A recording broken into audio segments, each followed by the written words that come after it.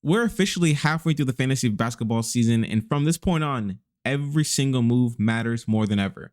This is where leagues are won and lost, not on draft night, but by staying ahead of the curve. Today I've got 6 players that absolutely need to be on your radar as we enter the gritty stretch of the season. Welcome back to The Corner, your #1 destination for everything fantasy basketball related. Every single week, I'm giving you guys your waiver targets, your trade advice, your sleeper picks, and everything you need to stay competitive and one step ahead of your league. If you have been enjoying the content on this channel, please make sure to subscribe and turn on notifications so you never miss a single upload.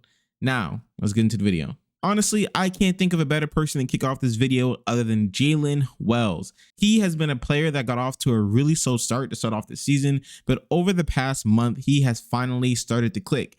The Grizzlies are actually the healthiest they have been all year, even with Zach Edey still out with his knee injury. And Wells has carved out a real role in the situation. Over the last 2 weeks, Wells is averaging around 23 fantasy points per game. And what I like most about this is that it's not coming from one fluky stat. He's contributing across the board with scoring, rebounding, assists, and staying on the floor because the coaching staff clearly trusts him in his role. This isn't a guy just getting random minutes. This is someone who's earning a consistent run right now for the Grizzlies. Right now, Wells is only rostered in about 10% of ESPN leagues, which tells me he's still flying under the radar by a major amount. In medium to deep leagues, I absolutely think this is a player you should have rostered already. He is not going to win you a week by himself, but he can give you steady production and help stabilize your lineups, especially if you've been dealing with injuries. And at this part of the season, everyone is dealing with injuries right now.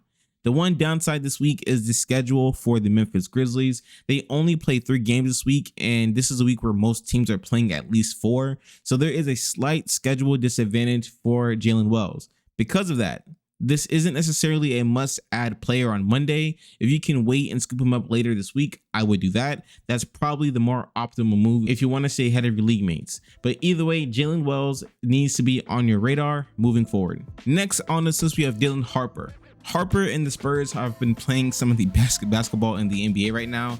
They have beat the Thunder 3 times in the past 2 weeks, and that is not an easy thing to do. And a lot of that success is coming from the guard play that's happening right now in San Antonio. The ball movement has been sharp, the pace has been high, and Harper has clearly benefited from that environment. Now, I want to be clear about one thing, and that is going to be how I view Harper in a fantasy perspective. I think he is going to be a solid streamer, but he's not a player I'm looking to lock into my roster for the long haul. He's shown that he can absolutely play at the NBA level, and when he's confident, he can put up numbers in a hurry. But he is still a rookie, and rookies are going to be volatile by nature. They go through hot streaks, cold streaks, and role changes as the season goes on. Because of that natural volatility, I almost never recommend holding long-term players like this unless their role is completely locked in for the season. Think of players like Cooper Flag.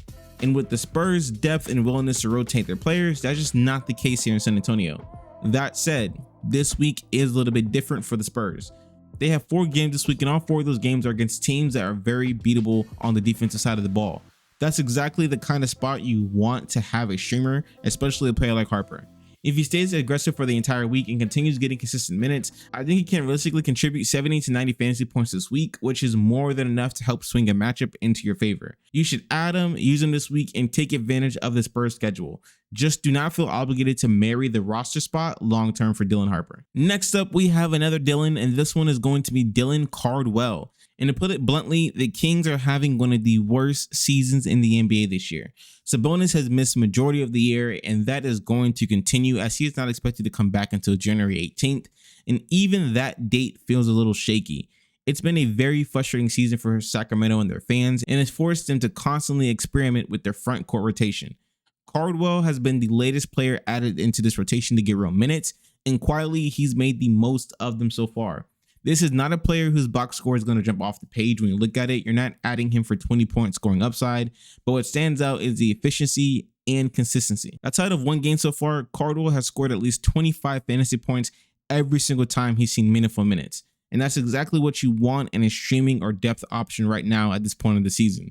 As his minutes have slowly increased, that production has held steady, which tells me the role is becoming more trusted by the coaching staff. And context matters a lot right now. The Kings play 4 games this week. With both Sabonis and Levine missing time, this is a massive amount of opportunity for grabs on this roster. Sacramento is clearly still trying to figure out who fits where on this roster, and in weeks like this week, players who simply stay on the floor and don't hurt you become incredibly valuable for your team.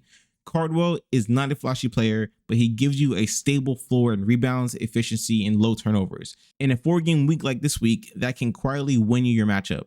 If you're in a medium to deep league and need a reliable front court fill-in, Dylan Cardwell is absolutely someone you should have on your radar this week. Next up on this list, we have Justin Champagnie, and we've talked a lot about his twin brother on this channel, but this is actually the first time we're bringing up Justin. Quietly, he has been playing some very meaningful basketball in Washington this year. Now, let's be clear, the Wizards are not a good team at all, but that doesn't mean there isn't fantasy value on this roster. Champagnie isn't a player who's going to swing your entire week or suddenly explode for massive scoring nights or something like that, but what he does provide is stability on your roster. When he's on the floor, he contributes across the board with rebounds, defensive effort, and just enough scoring to keep his fantasy line respectable.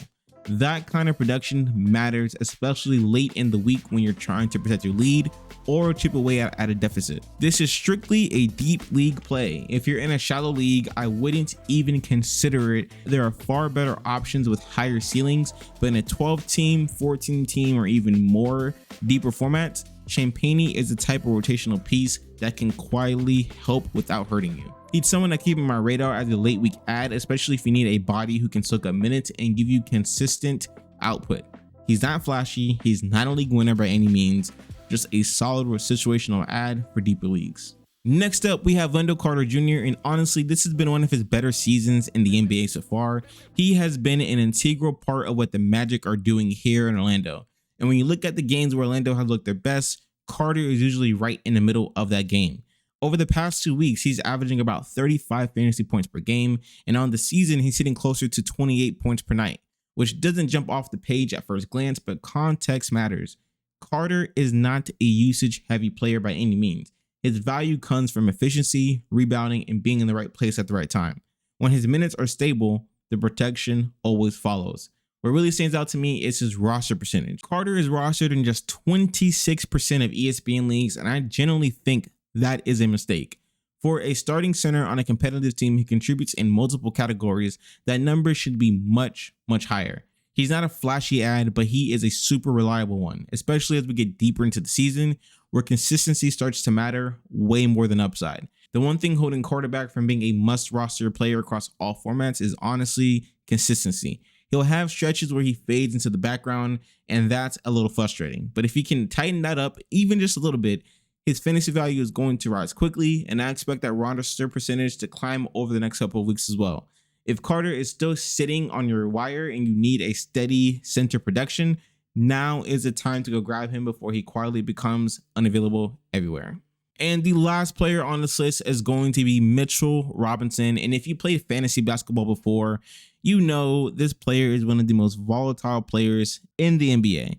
You already know exactly what you're signing up for here. He can give you a stretch where he is dropping 30 plus points every single night, racking up rebounds, blocks, and his traditional double-double. And then he'll follow it up with the next week with a stretch where he barely cracks 10 points in every single game and he just completely disappears from the rotation. Now, with that being said, this upcoming week sets up really well for him in the Knicks. They have 4 games, and 3 of those matchups are against teams that consistently struggle against big men. That gives Robinson a real chance to fall into one of those boom stretches where he absolutely swings a week for you. This isn't a move for everyone. In shallow leagues, the risk might not be worth it. Honestly, I wouldn't even try it and if you're in a shallow league. But in medium to deep leagues, where upside matters and streaming the center spot is already super messy with the restrictions, Robinson is a player I'd strongly consider adding for this week. If you're willing to live with the volatility, the payoff could be huge. So those are going to be my 6 go-to players for this week. We're finally past the brutal NBA Cup schedule. Thank you. And now we're entering the most important stretch of the fantasy season. With 8 weeks left into the playoffs, every single move matters. Whether you're fighting just to get in or pushing for that bye week, you cannot afford to fall behind the trends. If you enjoyed this video, you need to watch the one that's on your screen right now. I break down more players and situations you can take advantage of before your league catches on. Then give yourself by the corner. I'll see you in the next one. Peace.